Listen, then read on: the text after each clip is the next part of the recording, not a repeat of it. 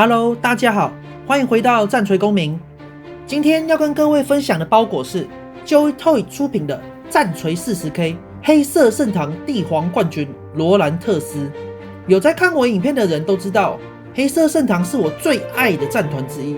之前也有分享过黑色圣堂元帅赫尔布雷彻的开箱影片，有兴趣的弟兄们记得点击右上角连结去观看哦。那么现在让我们披上信仰的盔甲，跟着帝皇冠军一起冲锋陷阵吧！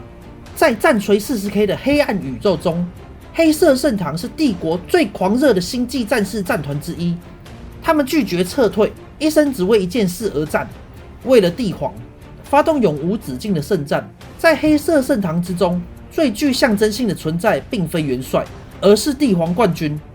帝皇冠军不是军阶，而是一名被帝皇亲自选中的战士。在圣战开始前，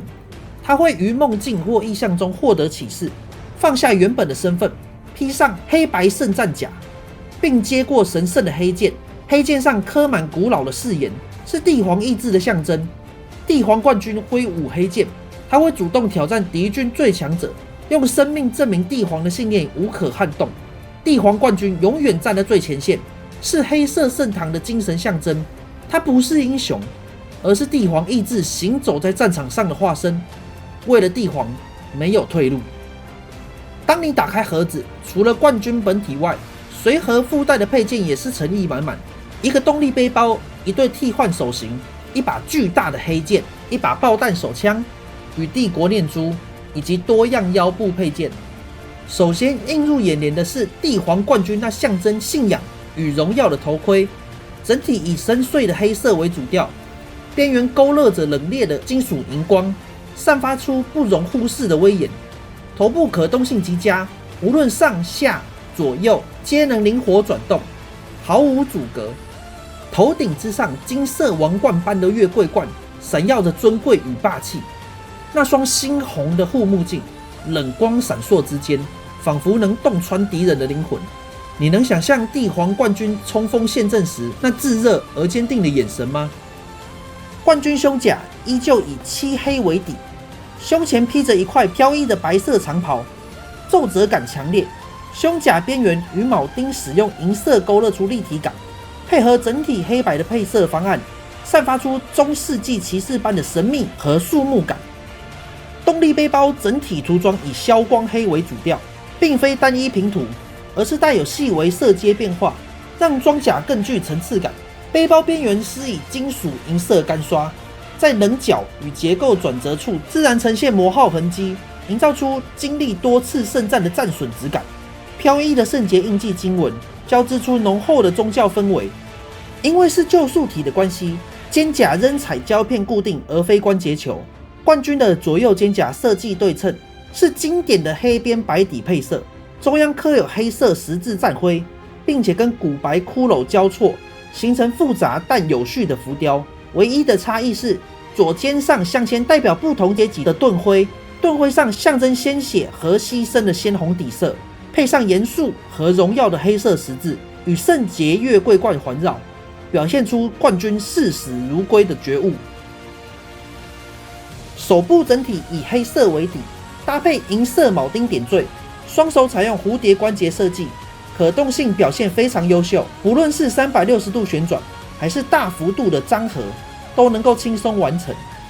再加上肩部与手肘的独立转动，实际把玩起来自由度相当的高。而一旦搭配上圣物黑剑，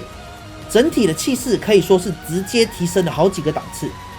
黑剑上那条粗重的锁链与手臂缠绕在一起，金属链条刻意做出锈蚀感，完美烘托出战争的残酷，以及帝皇冠军决死负战的意志。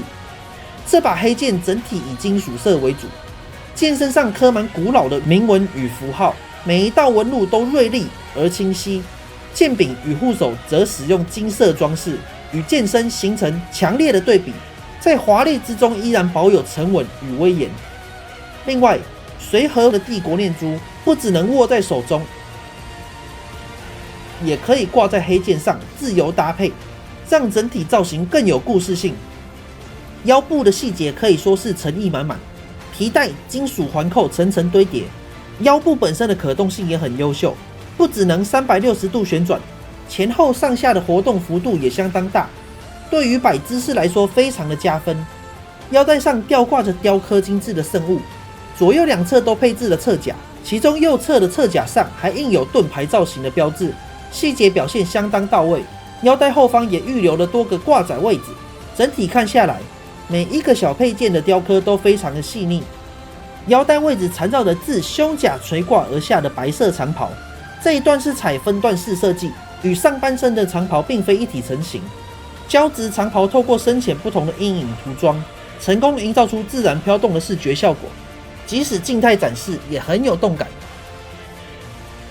腿部的可动性表现得相当亮眼，前后左右的摆动都能够轻松的完成，同时支援内外侧大幅度的旋转，膝关节的弯曲角度也非常大，几乎可以摆出任何的战斗姿势。整体动作呈现无死角，黑色腿甲边缘的高光勾勒同样毫不马虎，铆钉与连结件的纹理清晰可见。腿甲侧边的皮革扣带，让人不禁联想到中古世纪的圣战装束，也让角色的信仰与战斗气息更加的鲜明。总的来说，这款黑色圣堂帝皇冠军是一款成功将战锤 40K 的世界观、角色信仰与模型细节完整融合的作品。即便采用的是早期素体设计，从整体涂装的层次表现到装甲与配件的雕刻细节，每一个环节都紧扣黑色圣堂那种狂热而肃杀的圣战风格。无论是象征帝皇意志的黑剑，还是厚重充满压迫感的装甲设计，都让这名帝皇冠军拥有非常强烈的存在感。手边如果有多余的配件，也可以依照个人喜好随性搭配，怎么配都帅，可玩性相当高。对于黑色圣堂的忠实粉丝，这名帝皇冠军绝对是一款值得入手，也值得长期收藏的代表作。以上就是 Joy Toy 出品的战锤 40K 黑色圣堂帝皇冠军罗兰特斯的分享啦。希望各位战锤公民喜欢今天的影片。这款帝皇冠军的顶级涂装与优秀的可动性真的是无可挑剔。如果真要挑剔的话，那就是因为旧素体的关系，整体比例比较不匀称，但这一点可以用改件来解决。也先跟大家预告一下，用游戏素体爆改的黑色圣堂已经设计好了，进入涂装的阶段啦，相信在不久的未来就能分享给大家。而如果你最喜欢的是黑色圣堂，那绝对要记得帮我按赞、订阅频道，并分享给同样热爱战锤的朋友们，让更多人能够看到战锤的英雄。也别忘了开启小铃铛，这样就不会错过未来的更多内容分享。那我们下次战锤宇宙见，大家拜拜。